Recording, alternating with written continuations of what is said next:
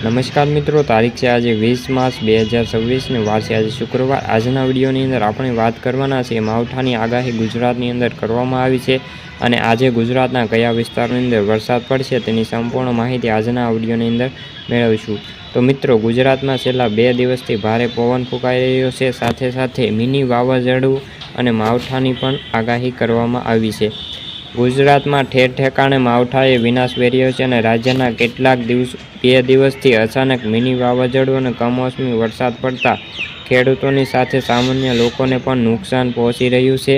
ખેડૂતોનો પાક અત્યારે પલળ્યો છે, વળી તો ક્યાંક બેનર પર અને ક્યાંક ઝાડવા પણ સામાન્ય લોકોને મુશ્કેલીમાં મૂક્યા છે। હવે આ બધી વચ્ચે ગુજરાતમાં આગામી 2 કલાક વરસાદની નવી આગાહીની અપડેટ આવી છે।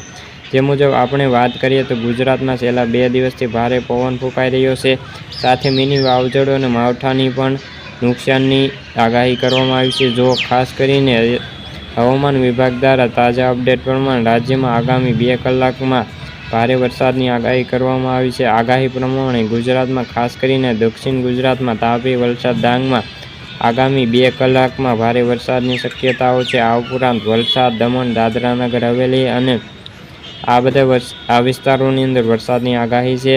આ દરમિયાન 40 કિમી પ્રતિ કલાકના ઝડપે પવન ફૂંકાશે। રાજ્યમાં આવતીકાલ સુધી ઠેર ઠેકાણે માવઠું થવાની શક્યતા છે।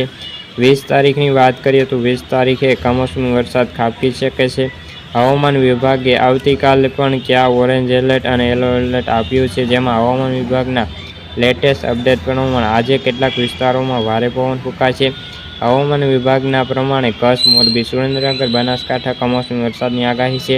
આ ઉપરાંત પાટણ, મહેસાણા, અમદાવાદ, ગાંધીનગર, સાબરકાંઠા, અરવલ્લી, મહીસાગર, પંચમહાલ, દાહોદ અને ખેડામાં યલો એલર્ટ જાહેર કરવામાં આવ્યું છે।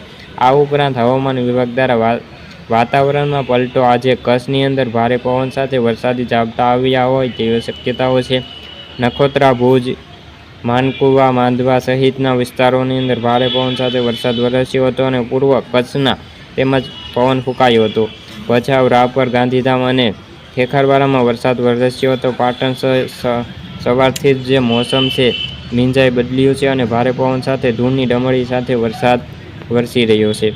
ખાસ કરીને પાટણ શહેરમાં ધીમી ધારે વરસાદ વરસતા સલામતી ભાગરૂપે કેટલાક વિસ્તારોની અંદર વીજળીના થાંભલા પણ પડી ગયા હોવાનો અંદાજ મળી રહ્યો છે।